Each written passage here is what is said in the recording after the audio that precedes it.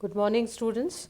BA part third के students के लिए भारत का भूगोल में हम भारत के आर्थिक प्रदेशों के बारे में पढ़ रहे थे, जिसमें कल की कक्षा में हमने ईस्टर्न इकोनॉमिक रीजन के बारे में पढ़ा था, उसकी लोकेशन के बारे में पढ़ा था और वहाँ के खनिज संसाधनों के बारे में पढ़ा था, और साथ ही साथ वहाँ पर जितने भी वन संसाधन हैं उसके विषय में पढ़ा था।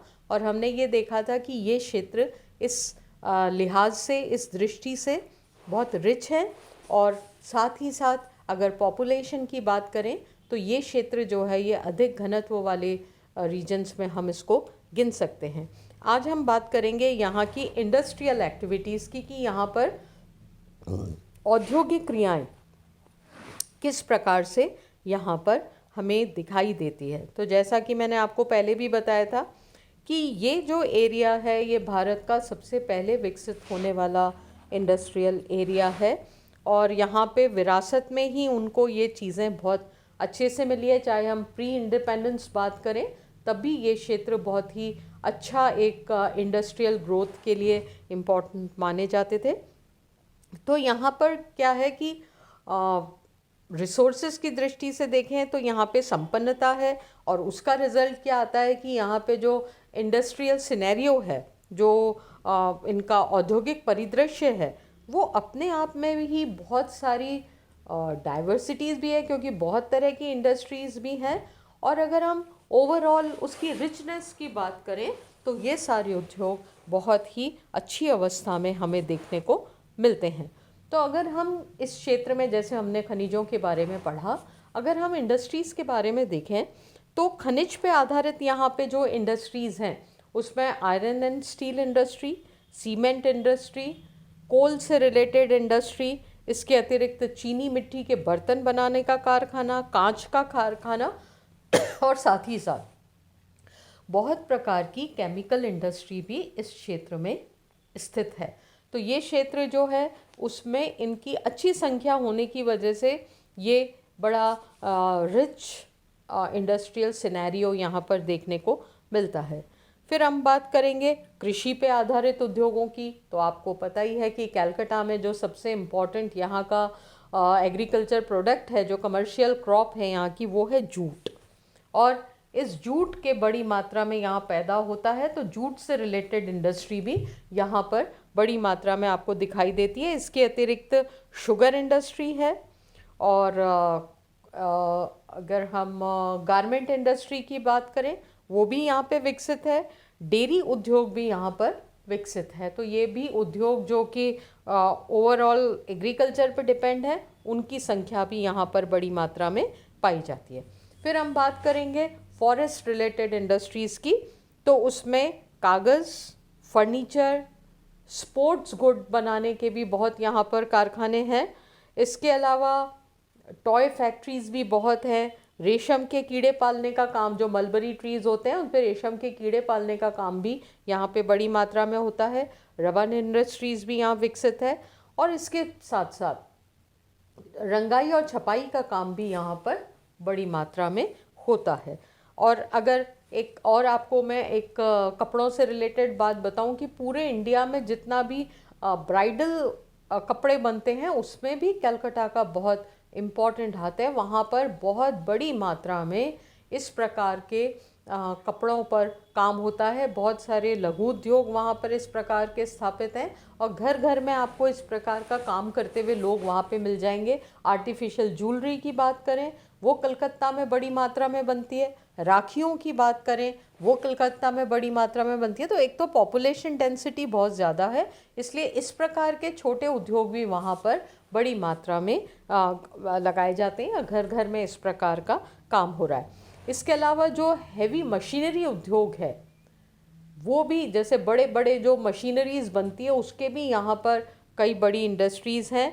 जलयान उद्योग भी यहाँ पर है, केमिकल इंडस्ट्रीज़, और बहुत सारा विनिर्माण उद्योग जो है वो भी यहाँ पर अच्छी विकसित अवस्था में हमें दिखाई देता है।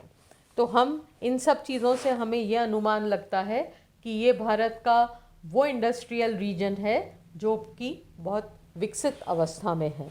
अब हम यहाँ की ट्रांसपोर्ट फैसिलिटी की बात करेंगे, क्योंकि ट्रांसपोर्ट फैसिलिटी वो फैसिलिटी है जो उद्योगों के लिए रास्ता बनाती है, जो उद्योगों को गांव-गांव तक पहुंचाती है। अगर सड़कें विकसित हो जाती है तो उसका फ़ायदा इंडस्ट्रीज़ को बड़ी मात्रा में लगता है।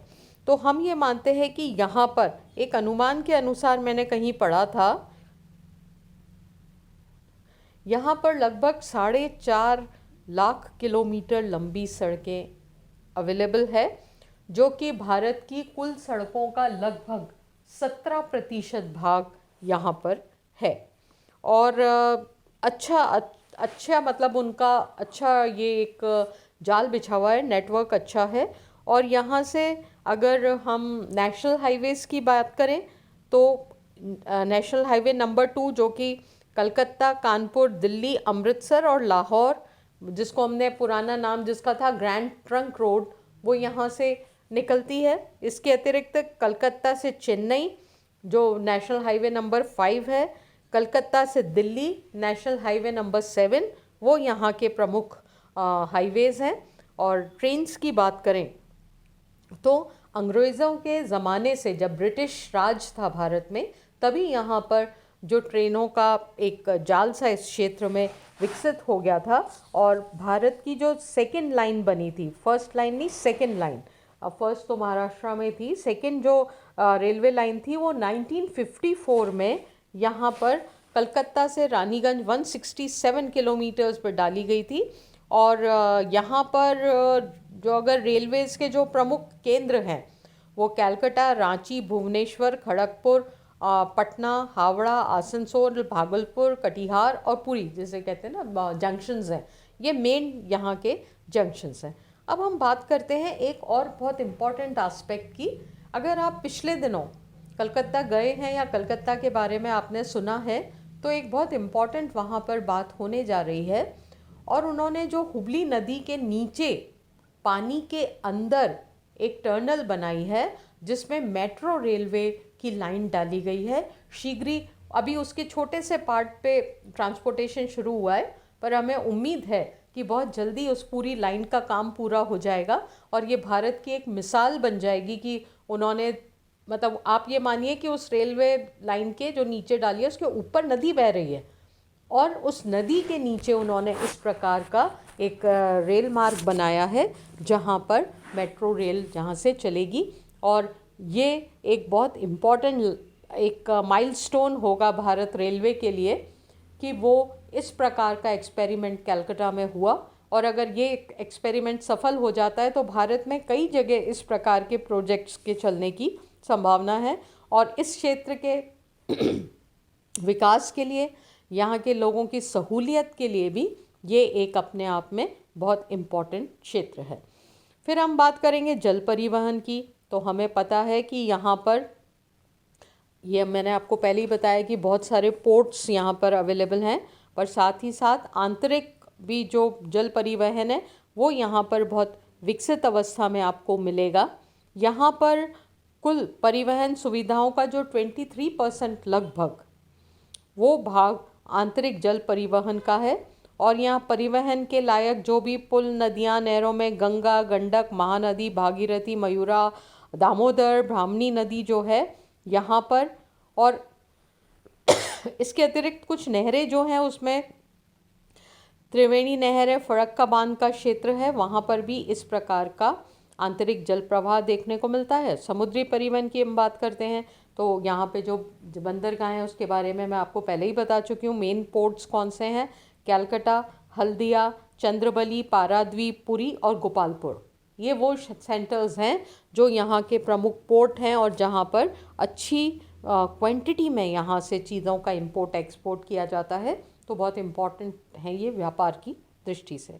वायु परिवहन देखें तो ये क्षेत्र अपने आप में ही बहुत इम्पॉर्टेंट है।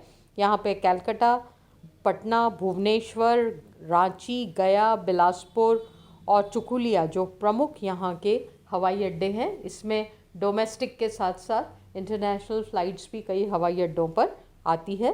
तो व्यापार की दृष्टि से भी ये बहुत इम्पॉर्टेंट बात है। फिर हम बात करते हैं, क्योंकि इस क्षेत्र में भी जिस प्रकार का ये हम बात करते हैं इसकी पाइपलाइन की सुविधा की बात करते हैं खनिजों की परिवहन के लिए, तो इसमें नहरकटिया नूनामाती बरौनी पाइपलाइन है, जिससे ये रिफाइन करके तेल को, प्राकृतिक तेल को एक जगह से दूसरी जगह ले आ जाता है।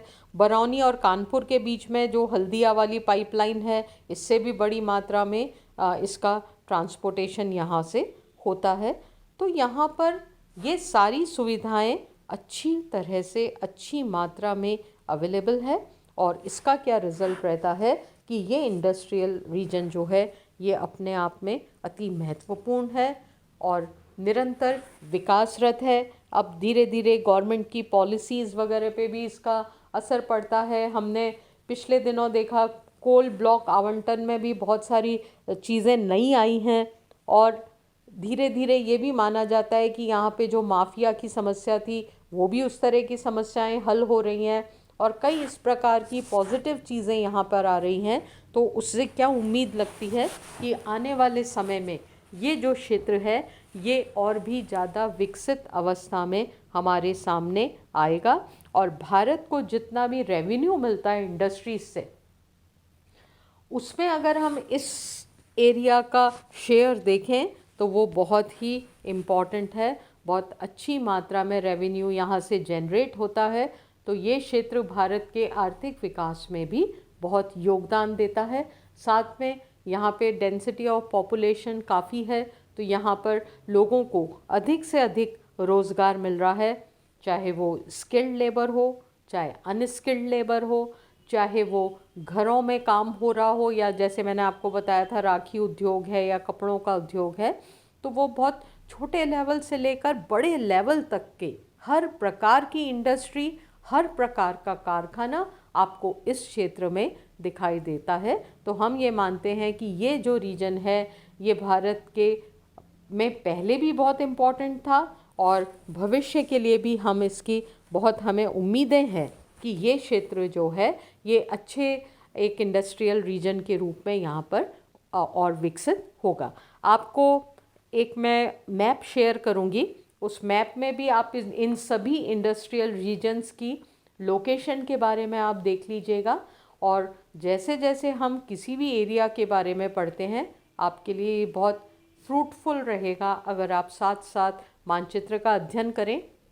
Not only political map, but साथ में आप अगर फिज़िकल मैप भी कंसल्ट करते जाएंगे तो फिर उससे आपको बहुत सारे जो ये मैं नाम आपको बोल रही हूँ ये आपको दिखाई देंगे, तो आपको उससे बड़ी सहूलियत हो जाएगी, आप उस क्षेत्र को समझने में आपको ज़्यादा सुविधा रहेगी। और अगर एग्ज़ाम में ये क्वेश्चन आता है तो हमें डेफिनेटली इसको मैप आपको इसका साथ में देना पड़ेगा, तभी आप इसको अच्छी तरह से समझा पाएंगे। तो ये एक इम्पॉर्टेंट क्वेश्चन है आपके एग्ज़ाम की दृष्टि से भी, इसलिए आप इसको उसी तरह से तैयार कीजिए। अब हम अपने अगले लेक्चर में जिस सेंटर की बात करेंगे वो है नॉर्थ सेंट्रल इकोनॉमिक रीजन की बात करेंगे, उत्तरी मध्य क्षेत्र की बात करेंगे, वहाँ की स्थिति, विस्तार, कौन से केंद्र विकसित हैं, ये मैं आपको एक तरह से पॉइंट्स में बता रही हूँ ताकि आपको एग्ज़ाम में आंसर देने में कोई भी प्रॉब्लम नहीं आए कि हमें किस प्रकार से पॉइंट्स लिख के इसका जवाब देना है। अगर हम अपना आंसर बहुत स्पेसिफाइड पॉइंट्स में देते हैं तो उससे हमें क्या फ़ायदा होता है, अच्छे नंबर मिलते हैं, साथ में मैप देते हैं तो और हमारा मार्क्स जो हैं वो ज़्यादा से ज़्यादा आने के चांसेस रहते हैं। तो आप ये ध्यान रखिए कि आपका आंसर बहुत स्पेसिफाइड पॉइंट्स में होना चाहिए, जिससे आप थोड़े से शब्दों में अधिक कह सकें और एग्ज़ामिनर आपको अच्छे से अच्छे नंबर दे। ये एक अच्छा क्वेश्चन है, इसको प्रिपेयर कीजिए। Thank you.